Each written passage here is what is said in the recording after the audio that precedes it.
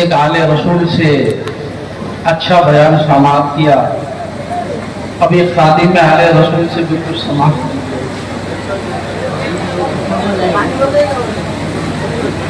इत्मीनान से बैठे, उठक बैठक ना करें, क्योंकि उर्से कारी मिल्लत के दरबारी शायर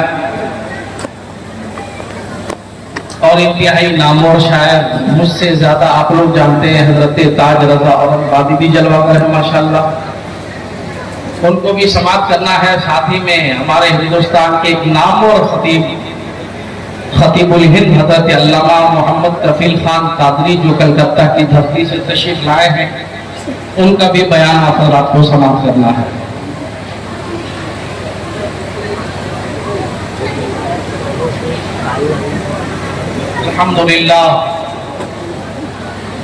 अल्हम्दुलिल्लाह रब्बिल आलमीन वल आक़िबतु लिल मुत्तक़ीन वस्सलातु वस्सलामु अला रसूलिही व अला आलिही व सहबिही व अहले बैतिही अजमईन, अम्मा बाद। अऊज़ु बिल्लाहि मिनश शैतानिर रजीम, बिस्मिल्लाहिर रहमानिर रहीम। वल्लज़ीना ऊतुल इल्म दरजात, सदक़ल्लाहुल अज़ीम व सदक़ रसूलुहुन नबियुल अमीनुल करीम। इंतहाई अक़ीदत, मोहब्बत, उल्फत के साथ बारगाह बनाया। वही रब है जिसने तुझको हमतन करम बनाया, हमें भीख मांगने को तेरा रास्ता बताया। तुझे हम्द है खुदाया, तुझे हम्द है खुदाया। वो कुंवारी पाक मरियम व नफ़ख़्तु फ़ीही कादम, वो कुंवारी पाक मरियम व नफ़ख़्तु फ़ीही कादम है अजब निशान आज़म, मगर आमिना का जाया वही सबसे अफजल आया, वही सबसे अफजल आया। हजरात, इरादा था किसी और उन्वान पे बयान, ताबानी साहब सोचा था कि कुर्सी नेमत मिल्लत है, एक आलिम रब्बानी का उर्स है, ये कारी कुरान का उर्स मुक़द्दस है, तो मिंबरे नूर पर उलमा का भी एक अजीम जमघटा होगा। उसी एतबार से मैंने एक उन्वान का इंतखाब किया था।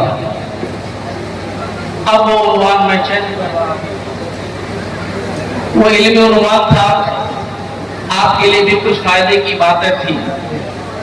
अब उन्वान हम बदल रहे हैं, कुछ मजीद बातें जरूर इंशाअल्लाह आप तक पहुंचाने की हम कोशिश करेंगे।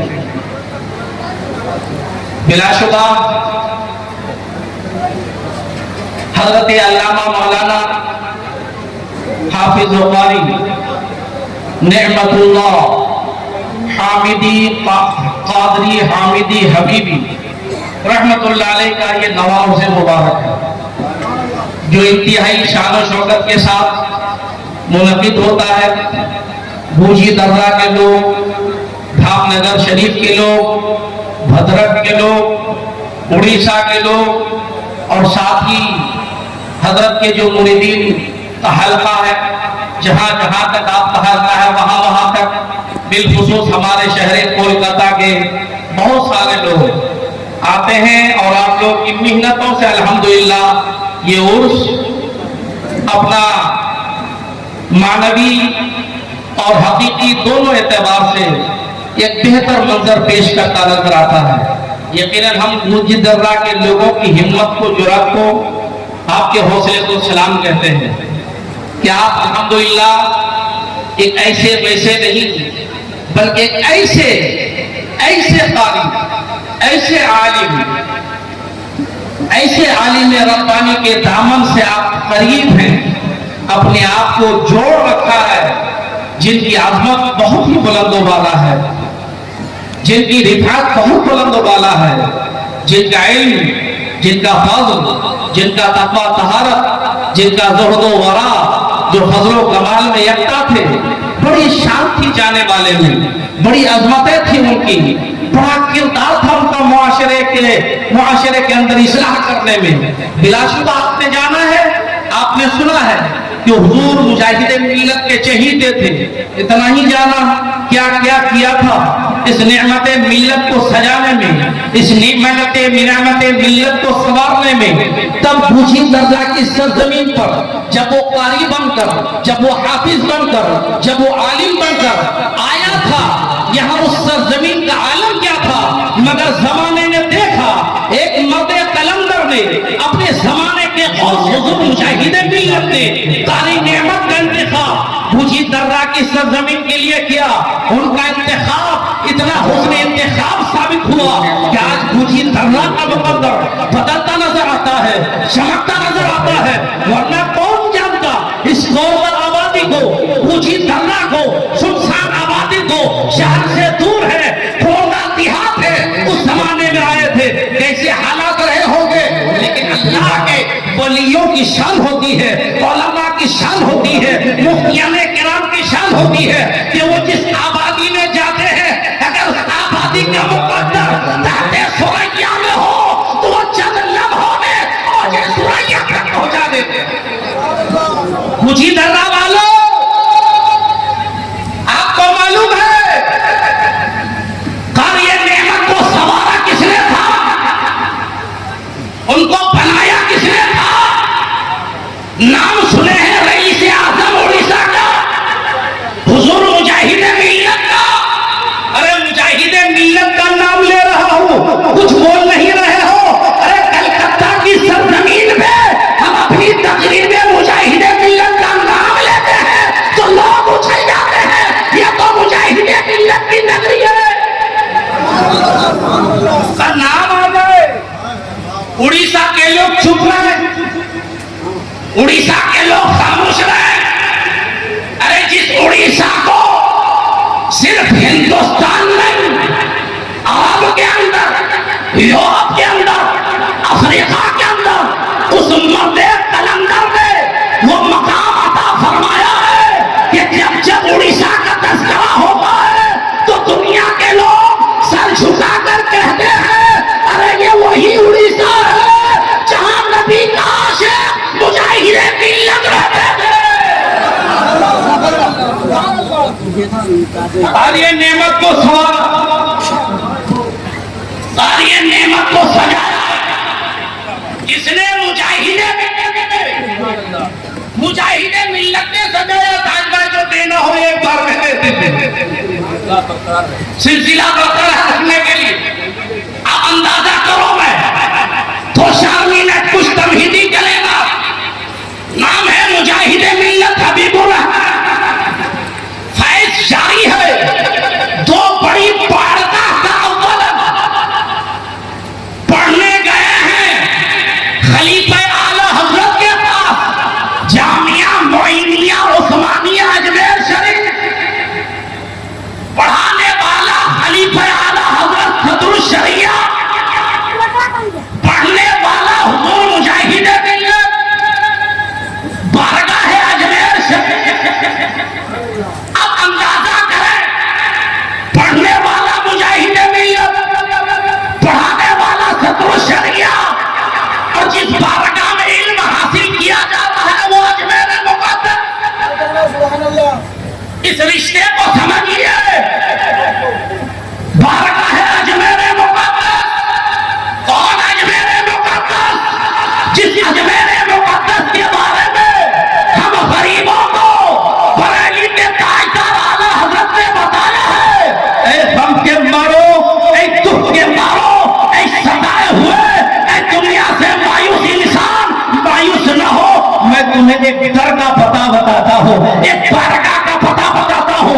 दुआएं कबूल नहीं हो रही है, तमन्नाएं कबूल नहीं हो रही है, इल्तिजाएं कबूल नहीं है। आओ मैं जिस दर का पता बताता हूँ, जिस बारगाह का पता बताता हूँ, उस बारगाह में चले जाओ। वो बारगाह गरीब नवाज है, बारगाह सुल्तानुल हिंद है। आला हजरत बरेली के मुजद्दिद कहते हैं कि गरीब नवाज की बारगाह वो चौखट, ऐसी चौखट है कि जो दुआ बारगाह गरीब नवाज की चौखट में जाकर की जाती है, गरीब नवाज के सदक़े में अल्लाह उस दुआ को कबूल फरमा लेता है।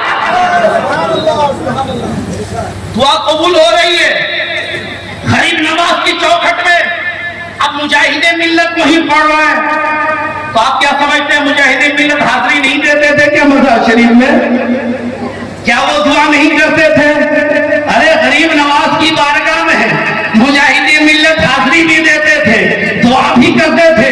औलाद तो उन्हीं के है ना, खानदान तो ही है ना, हजरत अब्बास की औलाद से है, हाशमी है, मुत्तलबी है, कुरैशी है, नबी के खानदान का खून उनके जिस्म में है, हजरत मुजाहिदीन मिल्लत का।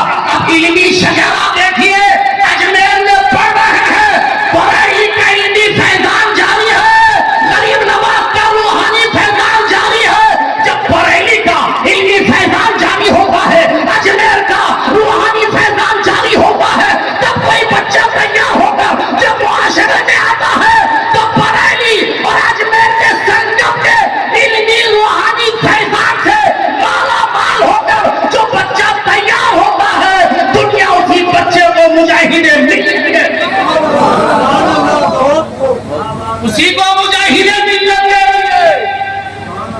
आपको मैं बताऊं, मुजाहिदीन मिल्लत तक इमाम अहमद रजा का फैजान दो तरह से आया, दो वास्ते से आया। दोनों वास्ता है लाजवाब। जब थे बनारस में मुजाहिदीन मिल्लत,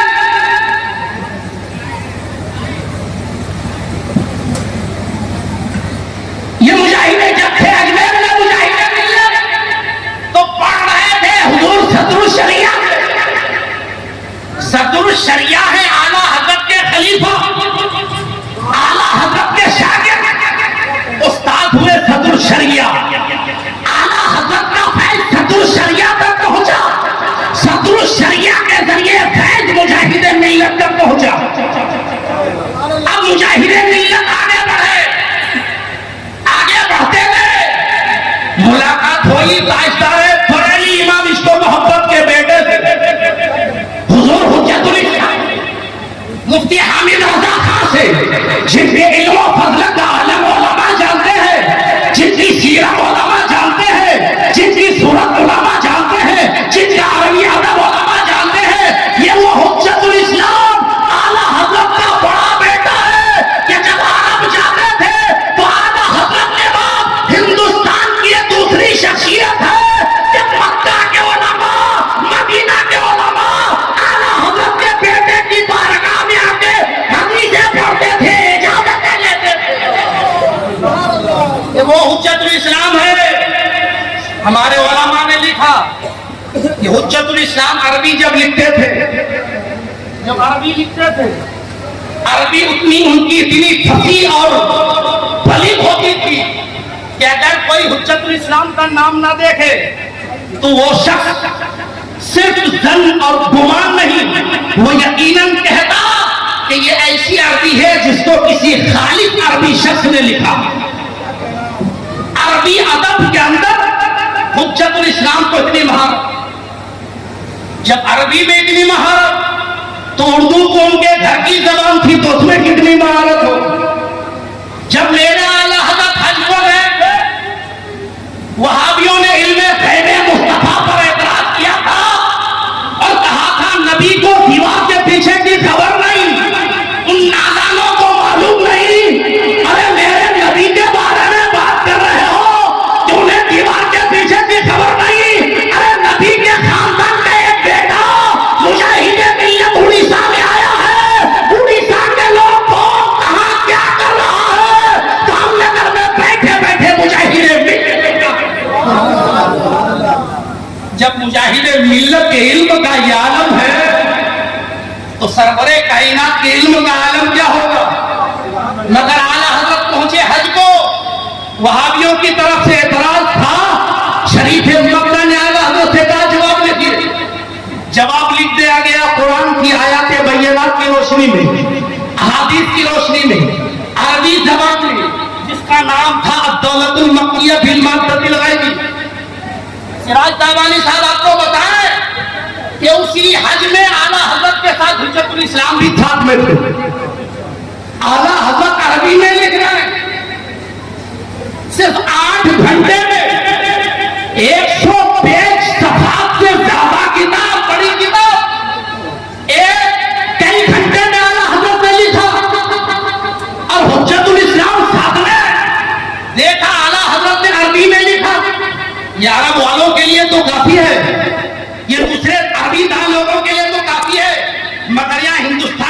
भी तो हैं, पाकिस्तान के लोग भी तो हैं, बांग्लादेश के लोग भी तो हैं।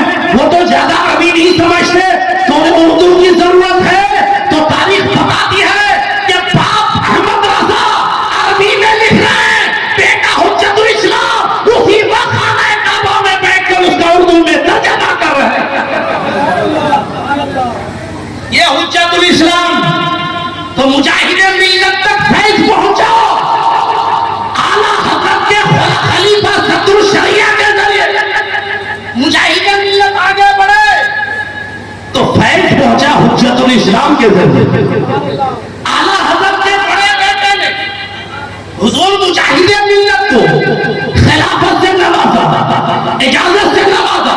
खिलाफत आज आप लोग समझ ही रहे होंगे, इजाजत समझ ही रहे होंगे, क्योंकि हुजूर मुजाहिदे मिल्लत के जानशीन, सज्जदा नशीन हुजूर हबीब मिल्लत आएंगे और हुजूर नेमत मिल्लत, तारिय मिल्लत, ये हुजूर मुजाहिदे मिल्लत के खलीफा। अब हुजूर तारिय नेमत के बहुत सारे खुलाफा थे जो इस स्टेज में आज भी आए, कल भी आए। आप लोगों ने बहुत सारे लोगों का नाम आप जानते भी होंगे। तो हुजूर हुज्जतुल इस्लाम ने खिलाफत दिया हुजूर मुजाहिदे मिल्लत को। तो हुजूर मुजाहिदे मिल्लत का इस अंदाज में आला हजरत से दो तरीका से, दो सनदों से फैज पहुंचा। एक अपने शागिर्द सदरुल शरिया के जरिए, एक अपने बेटे हामिद रजा के जरिए। और हुज्जतुल इस्लाम हामिद रजा ने जब मुजाहिदे मिल्लत को अपना खलीफा बनाया है तो हुजूर मुजाहिदे मिल्लत ने हजरत हुज्जतुल इस्लाम का दामन इस अंदाज में सवारा के बावजूद इसके कि सिर्फ उनके खलीफा के मुरीद नहीं, मगर जिंदगी भर सिलसिला रज़विया में लोगों को मुरीद करते रहे, बैठ करते रहे। और हुजूर हुज्जतुल इस्लाम का नाम हुजूर मुजाहिदे मिल्लत इतना प्यार से लेते थे कि वाकया तो लोगों ने आपको बाहर सुनाया होगा। बरेली शरीफ में हुजूर मुजाहिदे मिल्लत गए, रिक्शा में बैठे, रिक्शा में बैठे, थोड़ी देर आगे चले, मुजाहिदे मिल्लत ने रिक्शे वाले से पूछा आपका नाम क्या है? अरे बुजुर्गों की बारगाह में आए हैं ना, तो पीर का अदब क्या होता है देखो, मुर्शिद का अदब क्या होता है देखो। आपको यह है तकलीफ करके मैं बैठूं, सब लोग मुसाफा करने आ जाओ, जलसा भंग होगा कि नहीं? ये तरीका सही है क्या? जलसा का ये तरीका नहीं। आने वाले आते जाएंगे, बोलने वाले बोलते जाएंगे, आप अपनी जगह बैठे रहें। ये खानकाही जलसे का तरीका होता है, जलसा को भंग नहीं करना है, मुसाफा बाद में कर लीजिएगा, अभी दूर से ज़ियारत कर लीजिए, आपके लिए यही बहुत है। अब पीरो मुर्शिद का पूछा आपका नाम क्या है? रिक्शा में बैठे हैं, रिक्शा वाले से मुजाहिदे मिल्लत पूछ रहे हैं आपका नाम क्या है? उन्होंने कहा मेरा नाम हामिद रजा। जैसे ही रिक्शे वाले ने अपना नाम हामिद रजा बताया, मुजाहिदे मिल्लत कूद करके रिक्शा से उतर गए। रिक्शा वाला भी डर गया कि हुजूर ये अचानक क्या हो गया, मेरे नाम में कौन सी ऐसी तासीर थी, कौन सा ऐसा जादू था कि आप कूद करके रिक्शा से उतर गए? हुजूर कोई गुस्ताखी हो गई, कोई बेअदबी हो गई, आप रिक्शा से उतर गए क्यों? हुजूर मुजाहिदे मिल्लत ने जितना भाड़ा किराया तय हुआ था उससे ज्यादा दिया और कहा भाई आप जाएं।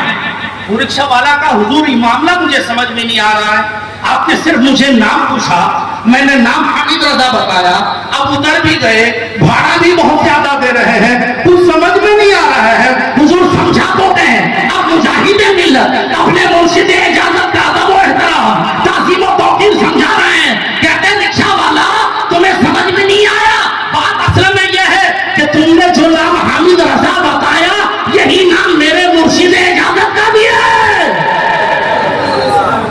यही नाम मेरे मुर्शिदे इजाजत का भी है, इसलिए मैं उतर गया अदबन कि मेरे मुर्शिद का जो नाम हो उसी हम नाम शख्स के रिक्शे पर मैं चलूं। कल अगर मेरे मुर्शिद ने कह दिया हबीबुर रहमान तुमने मेरे नाम का कोई लिहाज नहीं किया तो मैं क्या जवाब दूंगा, तो मैं क्या जवाब दूंगा? इसलिए मैं अदब उतर गया, आप जाइए किराया लेकर चले जाइए, मैं यूं ही चला जाऊंगा। ये मुजाहिदे मिल्लत का किरदार है कि अपने मुर्शिद से, अपने पीर से, अपने शेख से जितनी मोहब्बत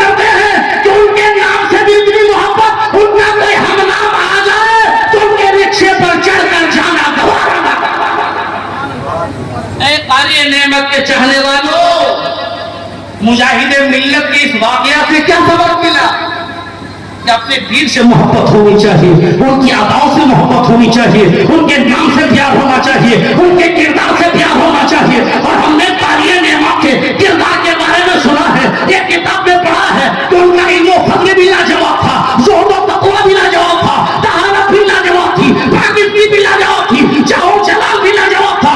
जिस एंगल से तारीख़ नेमत की जिंदगी को देखा जाता, उसी जिंदगी में तारीख़ नेमत परफेक्ट।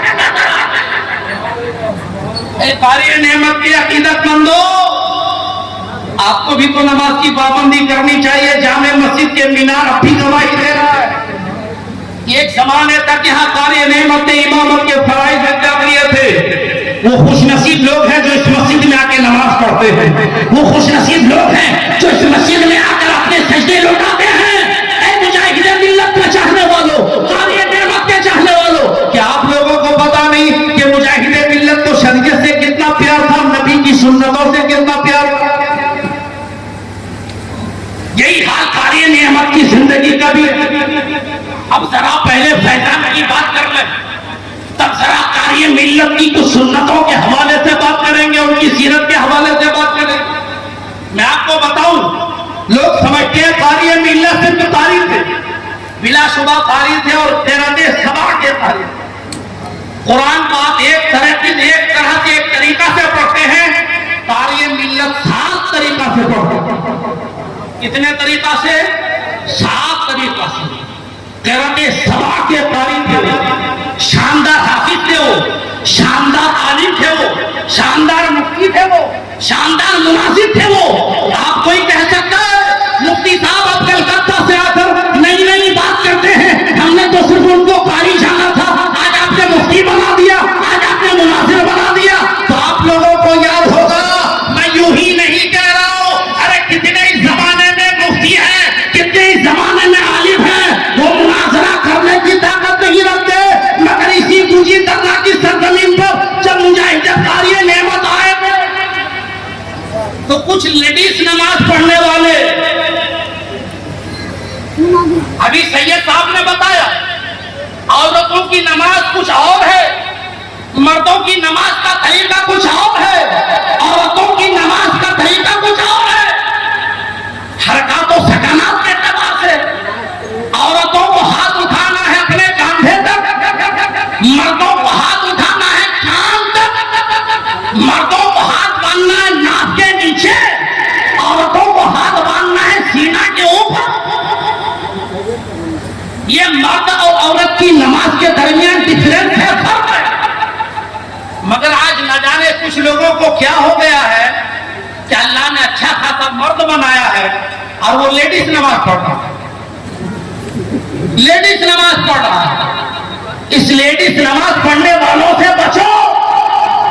ये लेडीज नमाज पढ़ने वाले तारीख़ नेमत के दौर में पैदा हुए। यहां गुजी दर्रा की धरती पर तारीख़ नेमत की आंखों से आंखें मिलाने की ताकत तो न थी। इधर उधर बातें उड़ाने लगे, खत लिखने लगे। तारीख़ नेमत के पास ये रफ़े यदैन तो करना चाहिए, नाक के नीचे हाथ नहीं सीने पे बांधना चाहिए, हाथ कानों तक नहीं यहाँ तक उठाना चाहिए। रफ़े यदैन पर बात करने लगे तारीख़ नेमत के बाद। इन लोगों ने सुना था शायद ये कारी है, जवाब ना दे सके, शायद ये हाफिज है, जवाब ना दे सके। उन्हें मालूम नहीं है कि हुजूर मुजाहिद मिल्लत की बारगाह का परवरदा है, कि हज़रत तारीख़ नेमत छोटे से थे, माँ बाप गुर्बत की जिंदगी गुजार रहे थे, पढ़ाने के लिए खर्च देने की उनके अंदर ताकत न थी। तो ये तारीख़ नेमत दिन में काम करते थे, रात में पढ़ा करते थे। तारीख़ नेमत से प्यार करने वालों, तारीख़ नेमत ने वो जिंदगी भी गुजारी है कि दिन में साड़ी गुना करते थे, मगरिब में जाकर मगरिब बाद जाकर कुरान हिफ्ज़ किया करते थे। तकलीफ तब भी बड़ी। किसी के मशवरात से तारीख़ नेमत को हुजूर मुजाहिद मिल्लत की बारगाह में भेज दिया गया कि जाओ वो मर्द मुजाहिद तुम्हारी तालीम का इंतजाम कर देगा, तुम्हारे खर्च का इंतजाम कर देगा।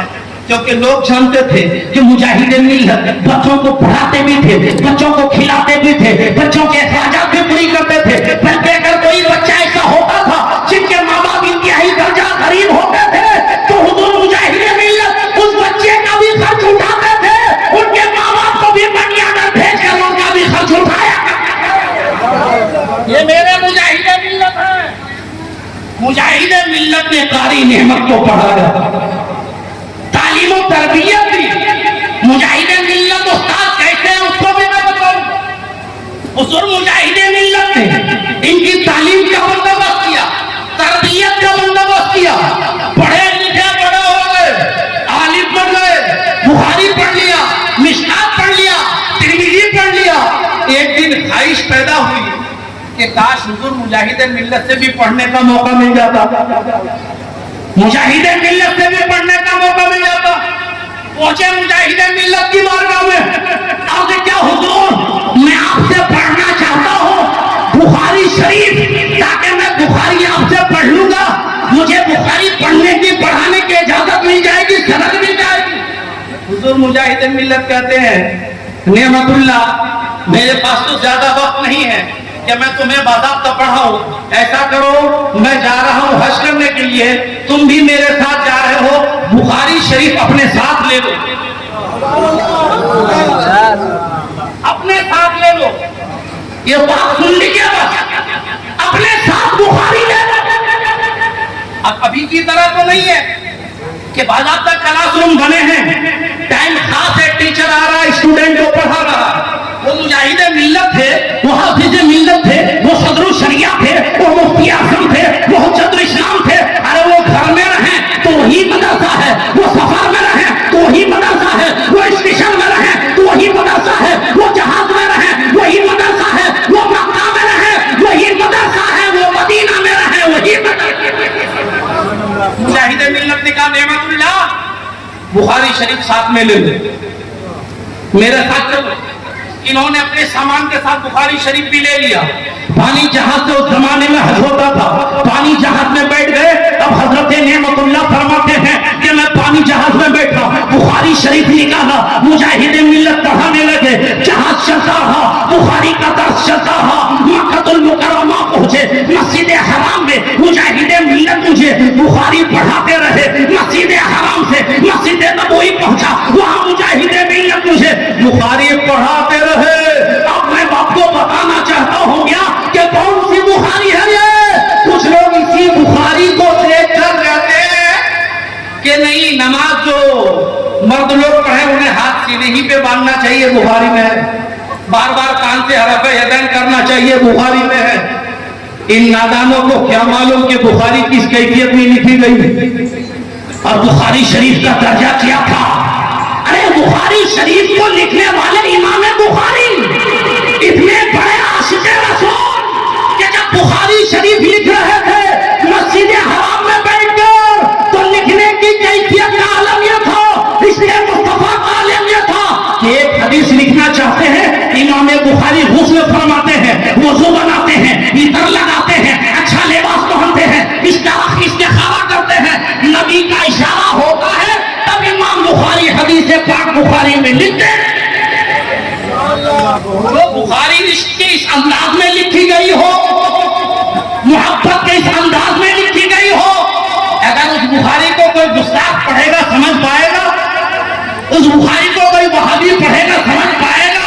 उस बुखारी को कोई गैर मुक़ल्लिद अहले हदीस पढ़ेगा समझ पाएगा? वो नहीं समझेगा। उसका आलम तो ये होगा कि बेइश्क़े बुखारी जो पढ़ते हैं बुखारी, बेइश्क़े मोहम्मद जो पढ़ते हैं बुखारी, आता है बुखार उन्हें, आती नहीं बुखारी। अरे बुखारी शरीफ को इमाम बुखारी ने, एक आशिक़े रसूल ने इसकी कैफियत के साथ लिखा था। अब इमाम बुखारी का नाइब अपने ज़माने का इमाम बुखारी, जब बुखारी शरीफ हदीस रसूल, हदीस की सबसे बड़ी किताब बुखारी शरीफ, हदीस रसूल को मदीनत रसूल में, बारगाह रसूल में मुजाहिदे मिल्लत मिल्लत को पढ़ा रहे होंगे, तो उस पढ़ाई का और उस तरह से बुखारी के लुत्फ का आलम क्या हो। मक्का में पढ़ा रहे हैं बुखारी, मदीना में शरीफ में पढ़ा रहे हैं बुखारी। पढ़ाने वाला मुजाहिदे कारी नेमत, अंदाजा कीजिए। और दोनों आशिक